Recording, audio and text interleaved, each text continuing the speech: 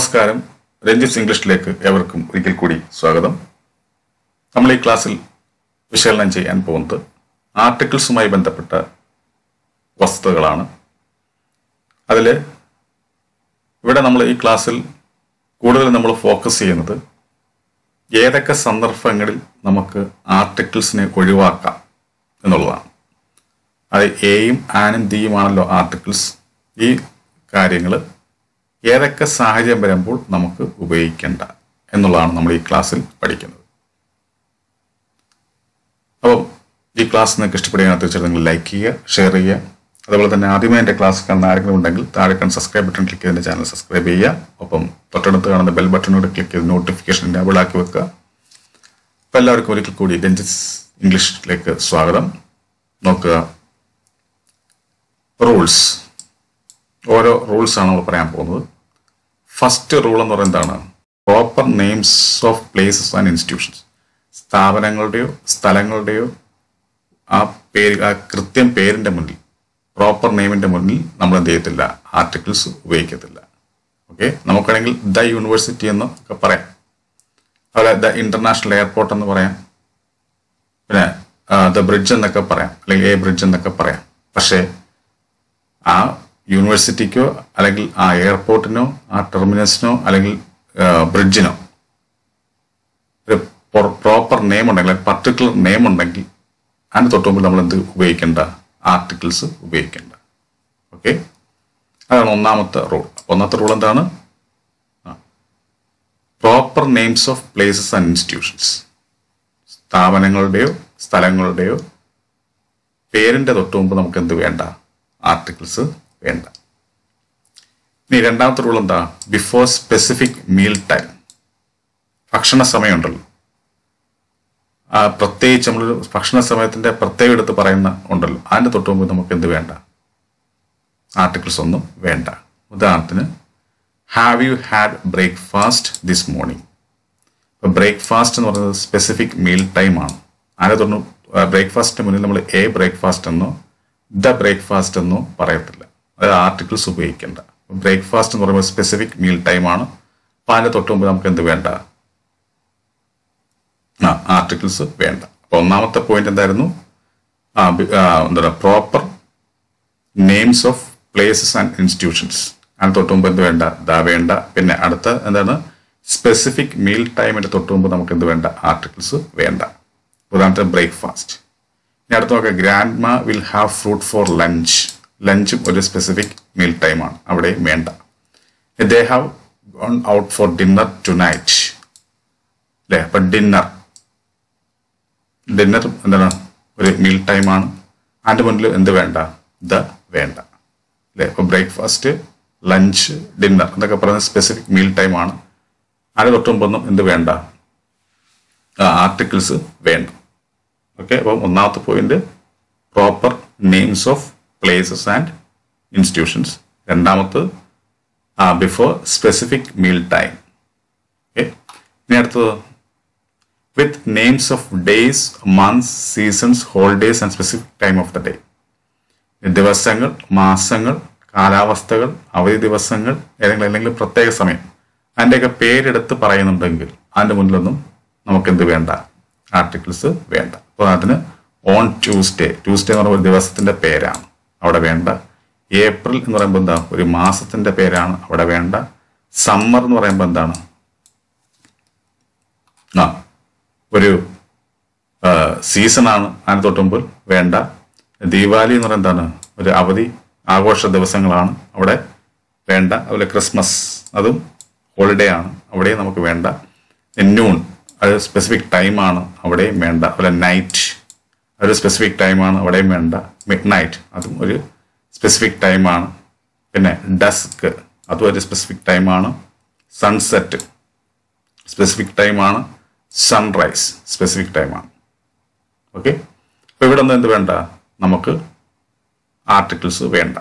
എന്നാൽ ദ എന്ന് പറഞ്ഞ ആർട്ടിക്കിൾ നമ്മൾ ഉപയോഗിക്കും എവിടെ? Very much required with parts of the day. ഒരു ദിവസത്തെ നമ്മൾ ഭാഗങ്ങളായിട്ട് പറയുമല്ലോ, അവിടെ നമുക്ക് എന്ത് വേണം, ദ ഉപയോഗിക്കേണ്ടി വരും. ഇങ്ങനെയുള്ള സാഹചര്യത്തില്ല. മോർണിംഗ് എന്ന് പറയുമ്പോൾ ഒരു ദിവസത്തിന്റെ ഒരു ഡ്യൂറേഷൻ ഒരു ഭാഗമാണ്. പിന്നെ ആഫ്റ്റർനൂൺ അതുപോലെ തന്നെ വല്ല ഈവനിങ്. അപ്പോൾ മനസ്സിലാക്കേണ്ട കാര്യം ഈ പറയുന്ന പോലെ noon, night, mid night, desk, sunset, sunrise അങ്ങനെയുള്ള സ്പെസിഫിക് ടൈമിന്റെ സമയത്ത് നമുക്ക് ഇതാ വേണ്ട. എന്നാൽ ഒരു കാലയളവിനെ എടുത്ത് പറയുമ്പോൾ ഒരു ദിവസത്തിന് പല പല കാലയളവ് ഉണ്ടാവും, ഡ്യൂറേഷൻ ഉണ്ടാവും. ഇപ്പോൾ മോർണിംഗ് എന്ന് പറയുമ്പോൾ ഒരു ഡ്യൂറേഷനാണ്, അതുപോലെ ആഫ്റ്റർനൂൺ എന്ന് പറയുമ്പോൾ അതൊരു ഡ്യൂറേഷനാണ്, ഈവനിങ് എന്ന് പറയുമ്പോഴും എന്താണ് ഒരു ഡ്യൂറേഷനാണ്. അങ്ങനെയുള്ള ടോപ്പിൽ നമുക്ക് എന്ത് വേണം? ദ ഉപയോഗിക്കണം. അത് ഇൻ ദ മോർണിംഗ് എന്ന് പറയും, ഇൻ ദ ആഫ്റ്റർനൂൺ നമ്മൾ പറയണം, ഇൻ ദ ഈവനിങ് എന്ന് പറയാം. ഓക്കെ. ഇനി അടുത്ത പോയിന്റ് എന്താണ്? അടുത്ത point with names of puffs, restaurants ending in S. Apostrophe S, വെറും എസ് അല്ല, അപ്പോസ്ട്രഫി എസ്. അപ്പോസ്ട്രഫി എസിൽ അവസാനിക്കുന്ന പബ്ബുകളുടെയോ റെസ്റ്റോറന്റിന്റെയോ മുന്നിൽ നമുക്ക് എന്ത് വേണ്ട? ആർട്ടിക്കിൾസ് വേണ്ട. ഇപ്പോൾ തന്നെ we went to Cyclees last night, ഇതിൽ റെസ്റ്റോറന്റിന്റെ പേരാണ്, അതിന്റെ ശേഷം എന്തുണ്ട്? അപ്പോസ്ട്രഫി എസ് ഉണ്ട്, അതുകൊണ്ട് അവിടെ ആർട്ടിക്കിൾസ് വേണ്ട.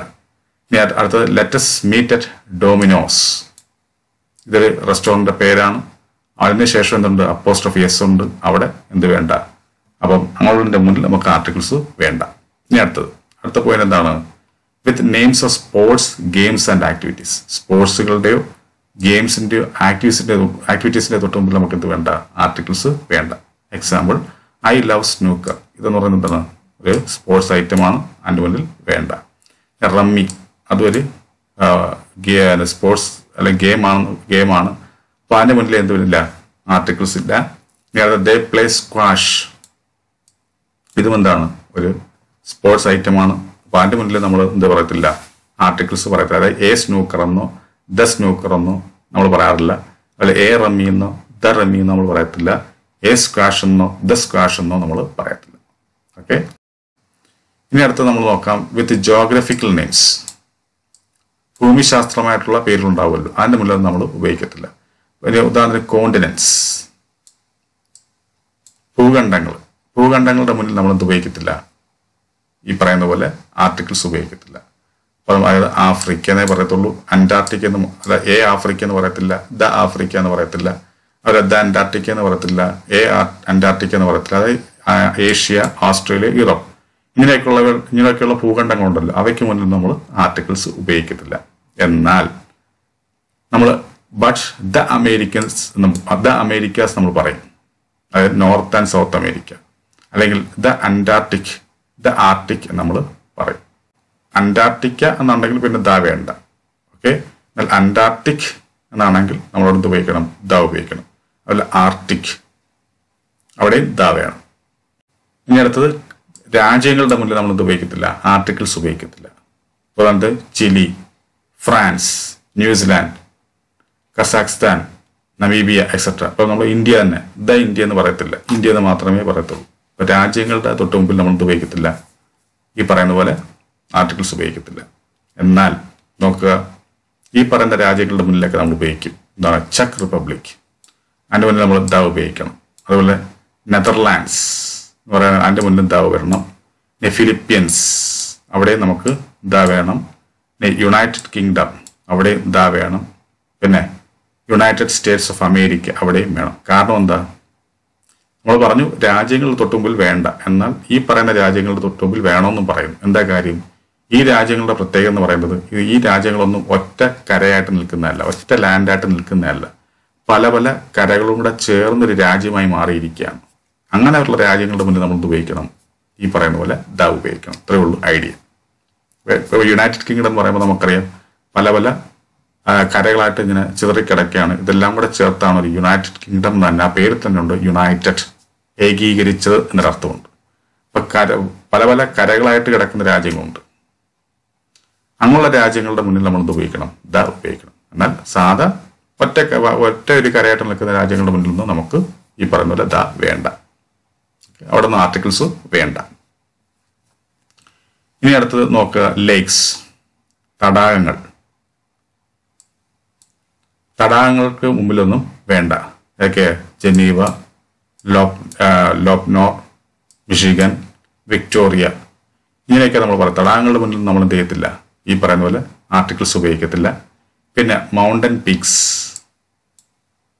കൊടുമുടികളുടെ മുന്നിലൊന്നും നമ്മൾ എന്ത് ചെയ്യത്തില്ല? ഈ പറയുന്ന പോലെ ആർട്ടിക്കിൾസ് ഉപയോഗിക്കത്തില്ല. ഏതൊക്കെ? Mawson Peak, Mont Blanc, Mount Everest, Mount Kenya, Mount Washington. പിന്നെ സിറ്റീസ് എക്സാമ്പിളായിട്ട് തന്നിരിക്കുന്നതേ ഉള്ളൂ. Beijing, New York, Reykjavik, Rio de Janeiro എന്ന് പറയുന്ന ഈ പറയുന്ന സിറ്റീസിന്റെ മുന്നിൽ നമ്മൾ ഉപയോഗിക്കത്തില്ല. പക്ഷേ ഇതിൻ്റെയൊക്കെ മുന്നിൽ ഉപയോഗിക്കും. ഏതൊക്കെ സിറ്റികളുടെ മുന്നിൽ നമ്മൾ ഉപയോഗിക്കും? ഹാഗ്, വത്തിക്കാൻ എന്നതിൻ്റെയൊക്കെ മുന്നിൽ നമ്മളത് ഉപയോഗിക്കണം, ഉപയോഗിക്കണം. ഇനി അടുത്തത് സ്ട്രീറ്റ്സ് ആൻഡ് റോഡ്സ്. അവയുടെ മുന്നിലൊന്നും നമ്മൾ ആർട്ടിക്കിൾസ് ഉപയോഗിക്കത്തില്ല. ഉദാഹരണത്തിന് Downing Street, Michigan Avenue, 7 Lok Kalyan Marg, Janpath etcetera. ഇവയുടെ മുന്നിലൊന്നും നമ്മൾ എന്ത് ചെയ്യത്തില്ല? ഈ പറയുന്ന പോലെ ആർട്ടിക്കിൾസ് ഉപയോഗിക്കത്തില്ല. അപ്പോൾ സ്ട്രീറ്റ്സ് ആൻഡ് റോഡ്സിന് മുന്നിൽ നമ്മൾ ആർട്ടിക്കിൾസ് ഉപയോഗിക്കത്തില്ല. പിന്നെ വിത്ത് certain places in the institutional sense. ചില സ്ഥലങ്ങൾ, ആ സ്ഥലങ്ങളുടെ ഇൻസ്റ്റിറ്റ്യൂഷണൽ സെൻസിന്റെ പേരിൽ നമ്മൾ എന്ത് ഉപയോഗിക്കത്തില്ല? ഈ പറയുന്ന പോലെ ആർട്ടിക്കിൾസ് ഉപയോഗിക്കത്തില്ല. അതിന്റെ ഉദാഹരണം ഇവിടെ കൊടുത്തിരിക്കുന്നത് എന്ന് വെച്ചാൽ സാഹചര്യങ്ങൾക്കനുസരിച്ച്. ഇവിടെ നമ്മൾ ചില ഇൻസ്റ്റിറ്റ്യൂഷൻ ഉണ്ട്, ഇപ്പൊ സ്കൂള്, ടെമ്പിൾ, അങ്ങനെയൊക്കെയുള്ള ചില ഇൻസ്റ്റിറ്റ്യൂഷൻസ് ഉണ്ട്. അവയുടെ മുന്നിൽ നമ്മൾ ചില സന്ദർഭങ്ങളിൽ എന്തുപയോഗിക്കും? ആർട്ടിക്കിൾസ് ഉപയോഗിക്കും. എന്നാൽ ചില സന്ദർഭത്തിൽ നമ്മൾ ഉപയോഗിക്കത്തില്ല. അത് അവിടെ വരുന്ന സെൻസിനനുസരിച്ച്, അവിടുത്തെ ആശയത്തിനനുസരിച്ചാണ് നമ്മൾ ആ രീതിയിൽ ചെയ്യുന്നത്. ഉദാഹരണം നോക്കുക, the children are going to school. ഇപ്പൊ സ്കൂൾ എന്ന് പറയുന്ന ഇൻസ്റ്റിറ്റ്യൂഷൻ ആണല്ലോ. ഇവിടെ എന്ത് ഉപയോഗിച്ചിട്ടില്ല? ഉപയോഗിച്ചിട്ടില്ല. കാരണം അവിടുത്തെ ഈ സ്കൂളിൽ പോകുന്നതിന്റെ പ്രധാന ഉദ്ദേശം എന്താ? പഠിക്കുക എന്നുള്ളതാണ്. അങ്ങനെ ആ ഉദ്ദേശത്തോടെ പോകുന്നു എങ്കിൽ ആ സ്കൂൾ അല്ലെങ്കിൽ സ്കൂളിന്റെ തൊട്ട് മുമ്പ് നമുക്ക് എന്ത് വേണ്ട? ആർട്ടിക്കിൾസ് ഉപയോഗിക്കേണ്ട. എന്നാൽ അതിനൊഴികെ, അതായത് ഈ പറയുന്ന പ്രധാന ലക്ഷ്യം ഒഴികെ നമ്മൾ ഏതെങ്കിലും ഒരു സ്ഥലത്തേക്ക് പോകുന്നത്, ഇപ്പോൾ സ്കൂളിലേക്ക് പോകുന്നതിന് നമുക്കൊരു പ്രധാന ലക്ഷ്യം എന്ന് പറയുന്നത് സ്കൂളിൽ പഠിക്കാനാണ് പോകുന്നത്. എന്നാൽ പഠിക്കാനല്ലാതെയും സ്കൂളിൽ പോകുന്ന ആൾക്കാരുണ്ട്. ഉദാഹരണത്തിന് രക്ഷകർത്താവ് സ്കൂളിൽ പോകുന്നത് എന്തിനു വേണ്ടി? പഠിക്കാനല്ലല്ലോ, സ്വന്തം കുഞ്ഞിനെ കാണാൻ വേണ്ടി പോവുകയാണ്, അല്ലെങ്കിൽ തൻ്റെ കുഞ്ഞിനെ പഠിപ്പിക്കുന്ന അധ്യാപകരെ സംസാരിക്കാൻ പോവുകയാണ്. അപ്പൊ അങ്ങനെ ഒരു സാഹചര്യം വരുമ്പോൾ നമ്മൾ എന്ത് ഉപയോഗിക്കണം? അവിടെ ആർട്ടിക്കിൾസ് ഉപയോഗിക്കണം. അവിടെ ഏത് ആർട്ടിക്കിൾ ഉപയോഗിക്കേണ്ടത്? എന്ന് പറയുന്ന ആർട്ടിക്കിളാണ് ഉപയോഗിക്കേണ്ടത്. ഓക്കെ, ഇപ്പൊ നോക്കുക, I have not seen him in the school today. അപ്പം ഇവിടെ ഈ പറയുന്നത് പോലെ ഇതെന്ന് പറയുന്നത് പഠിക്കാൻ പോകുന്നതല്ല, അവനെ കാണാൻ വേണ്ടി പോയതാ, പക്ഷെ അവിടെ ചെന്നപ്പോൾ കണ്ടില്ലെന്ന് അർത്ഥത്തില്ല. അപ്പൊ അതുകൊണ്ട് ഇവിടെ സ്കൂളിന്റെ മുന്നിൽ നമ്മൾ ഉപയോഗിക്കണം, ഉപയോഗിക്കണം. ഇനി അടുത്ത് നോക്കുക, what time do you go to bed. ഇവിടെ എന്താ ഉദ്ദേശിച്ചപ്പോൾ ബെഡിന്റെ മുന്നിൽ നമ്മൾ ഉപയോഗിച്ചിട്ടില്ല, ആർട്ടിക്കിൾസ് ഉപയോഗിച്ചിട്ടില്ല. അപ്പൊ അതങ്ങനെ അങ്ങനെ പറഞ്ഞതുകൊണ്ട് അവിടെ എന്തിനു വേണ്ടിയാണ് പോകുന്നത്? ഉറങ്ങാൻ വേണ്ടിയാണ് പോകുന്നത്. അല്ലെ, ബെഡിന്റെ അടുത്തേക്ക് നമ്മൾ പോകുന്നതിന്റെ പ്രധാന ലക്ഷ്യം എന്താ? ഉറങ്ങാനാണ് പോകുന്നത്. അപ്പൊ അതുകൊണ്ട് നമ്മൾ അവിടെ ഉപയോഗിച്ചില്ല, ആർട്ടിക്കിൾസ് ഉപയോഗിച്ചില്ല. എന്നാൽ he went to the bed to check if the children were sleep. അങ്ങനെ നോക്കുമ്പോൾ എന്താ ഉദ്ദേശിക്കുന്നത്? അവൻ ബെഡിന്റെ അടുത്ത് പോയി എന്തിനു വേണ്ടി? കുട്ടികൾ ഉറങ്ങിയോ എന്നറിയാൻ വേണ്ടി. അപ്പൊ അവൻ ഉറങ്ങാൻ വേണ്ടിയല്ല പോയത്, കുട്ടികൾ ഉറങ്ങിയോ എന്നറിയാൻ വേണ്ടി അവൻ പോയതാ. അപ്പൊ അങ്ങനെ വരുമ്പോൾ അവിടെ എന്ത് ഉപയോഗിക്കണം? നമ്മൾ ഉപയോഗിക്കണം. കാരണം പ്രധാന ലക്ഷ്യത്തിന് അനുസരിച്ചല്ല പോകുന്നത്, മറ്റൊരു ലക്ഷ്യത്തിന് വേണ്ടിയാണ് പോകുന്നത്. അപ്പൊ അങ്ങനെയുള്ള സാഹചര്യത്തിൽ നമുക്ക് ആർട്ടിക്കിൾസ് ഉപയോഗിക്കണം. എന്ന് പറയുന്ന ആർട്ടിക്കിളാണ് ഉപയോഗിക്കേണ്ടത്. ഓക്കെ, ഇനി അടുത്ത് നോക്കുക, the accused has been sentenced to 2 years in prison. അപ്പൊ നോക്കുക, ജയിലിൽ പിടിച്ചിടുന്ന ആരെയാണ്? ഇതുപോലെ കുറ്റം ചെയ്തതായി തെളിയിക്കപ്പെട്ടവരെയാണ്. അപ്പൊ അതിവിടെ പറയുന്നുണ്ട്, accused has been sentenced to 2 years in prison എന്ന് പറയുന്നുണ്ട്. അപ്പൊ പ്രിസൺ എന്ന് പറയുമ്പോൾ ഒരു ഇൻസ്റ്റിറ്റ്യൂഷനാണ്. അവന്റെ മുന്നിൽ നമ്മൾ ആർട്ടിക്കിൾ ഉപയോഗിക്കത്തില്ല ഏത് സാഹചര്യത്തിൽ? പ്രധാന ലക്ഷ്യത്തെ കുറിച്ച് പറയുമ്പോൾ. എന്നാൽ അതല്ലാതെ മറ്റു കാര്യങ്ങളൊക്കെ കുറിച്ച് പറയുമ്പോൾ നമുക്കത് ഉപയോഗിക്കണം. ഉദാഹരണത്തിന് ആസ് എ പണിഷ്മെന്റ്, ഇവിടെ എന്താ പണിഷ്മെന്റുമായി ബന്ധപ്പെട്ട് പറഞ്ഞതുകൊണ്ടാണ് ഇവിടെ ഉപയോഗിക്കാത്തത്. എന്നാൽ but he's A cook at the prison എന്ന് പറയുമ്പോൾ അവിടെ അവൻ പാചകക്കാരനാണ് ഇവിടെ പ്രിസണിൽ. അപ്പം അവനെ അവിടെ ഒരു ശിക്ഷ കൊടുത്തോടെ നിർത്തിയേക്കുമല്ല, പകരം അവിടുത്തെ ആൾക്കാർക്ക് പാചകം ചെയ്ത് കൊടുക്കാൻ വേണ്ടി നിൽക്കുകയാണ്. അപ്പൊ അതുകൊണ്ട് അവിടെ എന്ത് വേണം? എന്ന് പറയുന്ന ആർട്ടിക്കിൾ വേണം. കാരണം പ്രധാന ലക്ഷ്യമല്ല, അതുകൊണ്ട് വേണം. നമ്മൾ മനസ്സിലാക്കേണ്ട കാര്യം ഗോ ടു ദൈ തമ്മിലുള്ള വ്യത്യാസം. നമ്മളൊരു സ്ഥലത്തേക്ക് പോകുമ്പോൾ ആ സ്ഥലത്തിൽ ഏത് ലക്ഷ്യത്തിനാണോ പോകുന്നത് ആ ലക്ഷ്യം നിറവേറ്റാൻ വേണ്ടി പോവുകയാണെങ്കിൽ ആ സ്ഥലത്തിന്റെ മുന്നിൽ അല്ലെങ്കിൽ ആ സ്ഥാപനങ്ങളുടെ മുന്നിൽ നമുക്ക് എന്ത് വേണ്ട? ഉപയോഗിക്കേണ്ട. എന്നാൽ ആ ലക്ഷ്യമല്ല, അവിടെ പോകുന്ന പ്രധാന ലക്ഷ്യത്തിനല്ല, മറ്റൊരു ലക്ഷ്യത്തിന് വേണ്ടി നമ്മൾ പോവുകയാണെങ്കിൽ അവിടെ നമ്മളത് ഉപയോഗിക്കണം, ദ ഉപയോഗിക്കണം. ഇതാണ് ഇതിലൂടെ മനസ്സിലാക്കേണ്ടത്. അപ്പോൾ ഇത്രയും പോയിന്റ്സാണ് നമ്മൾ ആർട്ടിക്കിൾസ് വേണ്ടാത്തതുമായി ബന്ധപ്പെട്ട് മനസ്സിലാക്കിയിരിക്കേണ്ട കാര്യം. ഈ ക്ലാസ് നിങ്ങൾക്ക് നല്ലപോലെ മനസ്സിലായിട്ടുണ്ടെങ്കിൽ തീർച്ചയായും നിങ്ങൾ ലൈക്ക് ചെയ്യുക, ഷെയർ ചെയ്യുക. അതുപോലെ തന്നെ ആദ്യമായി എൻ്റെ ക്ലാസ് കാണുന്ന ആരെങ്കിലും ഉണ്ടെങ്കിൽ തുടർന്നുള്ള ക്ലാസ് ലഭിക്കാൻ വേണ്ടി താഴെ സബ്സ്ക്രൈബ് ബട്ടൺ ക്ലിക്ക് എൻ്റെ ചാനൽ സബ്സ്ക്രൈബ് ചെയ്യുക. എല്ലാവർക്കും നല്ലൊരു വിജയം ആശംസിച്ചുകൊണ്ട് നിർത്തുന്നു. നന്ദി, നമസ്കാരം.